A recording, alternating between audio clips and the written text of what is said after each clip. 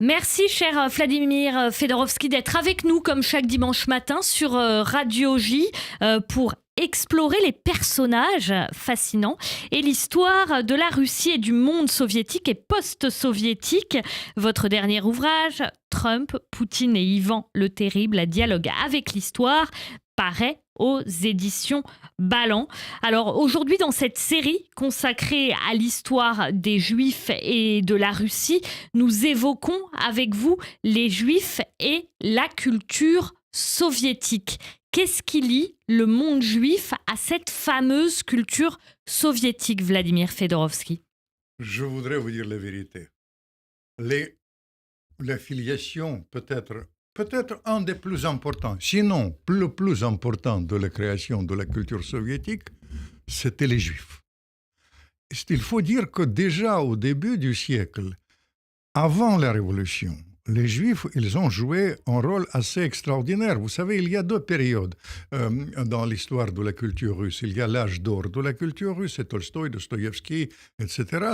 Les Juifs ont été moins présents, mais il y a le début du siècle, le siècle d'argent, et ça, c'est vraiment l'apport des Juifs, c'est extraordinaire. Si je vous cite le nom de Mandelstam, les plus grands poètes de l'époque, Mandelstam, Pasternak, les plus grands peintres, j'ai eu la chance de les connaître, Chagall, vous comprenez, les ballets russes, Ida Rubinstein, sans parler de Bakst, que j'adore.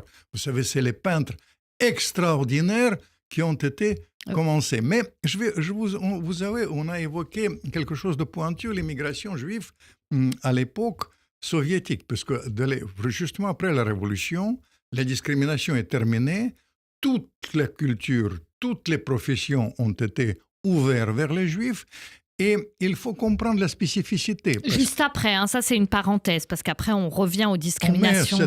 Ça a duré quand même jusqu'aux années 30. Oui. Et il faut dire, à ce moment-là, c'était une flambée. Vous comprenez, moi je parle souvent avec les gens, je connais beaucoup de gens de New York notamment qui jouent maintenant un rôle si extraordinaire sur le plan diplomatique. Et vous savez, quand je parle avec eux, j'étais étonné. Ils ont été, leurs parents, pendant les années 30, enviés les gens qui ont resté en Union soviétique, parce que le gouvernement, l'Académie des sciences, la littérature, le cinéma, si je vous cite les noms, vous serez étonnés, Eisenstein, Rome, tout ça, c'est les gens Eisenstein qui a fait un film extraordinaire pour moi, Ivan le Terrible, quand même, sans parler de Cuirassé, Potiomkin, la musique, vous savez. C'est la répression qui enserrait ce monde, qui tout d'un coup se libère. C'est une flambée, d'un coup, vous comprenez, les choses sont simples. Les Juifs étaient bloqués, invisibilisés ou bloqués. Tout est ouvert, il y a un aspect... Non, c'est important. Avant, ils étaient invisibilisés ou bloqués. Non, ils ont été bloqués. Il ne faut pas se leurrer. Pour réussir là-bas, soit il fallait vraiment une réussite flamboyante dans le domaine économique. Il y avait les exceptions quand on a laissé faire quand il y avait les réussites économiques. Sinon, il fallait carrément prendre la chrétienté. Vous comprenez, il y a plein de gens qui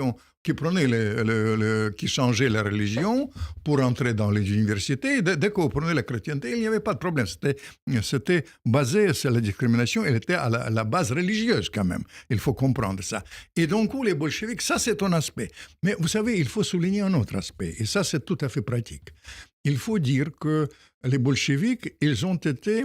ils ont fait une loi qui limitait cette fois-ci l'accès à certaines professions, notamment évidemment la politique, etc., mais surtout les professions qui étaient les professions enviées, la médecine, etc. Ils ont carrément interdit ça.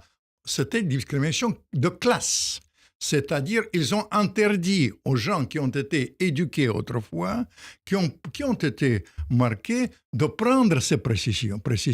Ils ont été, ces gens-là, soit ils vivotaient à l'intérieur de la Russie, mais il y avait énormément de gens, qui sont rien qu'ici, 300 000 qui ont parti, les Russes, les gens qui ont été éduqués. Il y avait des postes, banalement les postes qui ont été ouverts. Ça, c'est la première chose. Deuxième chose, vous savez, les jeunes Russes, après les jeunes juifs russes, ils étaient très motivés par le projet soviétique. C'est l'égalité, c'est la négation de toutes les nations. Il y avait un rêve dans cela. Ils ont été passionnément engagés dans la filière, cette fois-ci, des militants. J'ai regardé, les gens ne savent pas, je ne voudrais pas dire, mais entre vous et moi, je regardais les gens au GPU, c'est le Tchéka, la police secrète de Lénine. Vous serez étonnés.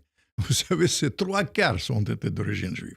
Pourquoi? Parce que c'est les jeunes qui ont été motivés par ça. Ils sont entrés. Parmi eux, il y avait après des plus grands espions du XXe siècle, les grands recruteurs des 5 de Cambridge qu'on te racontait. Et puis probablement aussi engagés aux côtés de l'État pour éviter en tant que juifs également que ça les fasse retomber de l'autre côté. Ils soutiennent la révolution. Ils soutiennent la révolution, mais il y a un symbole de ça.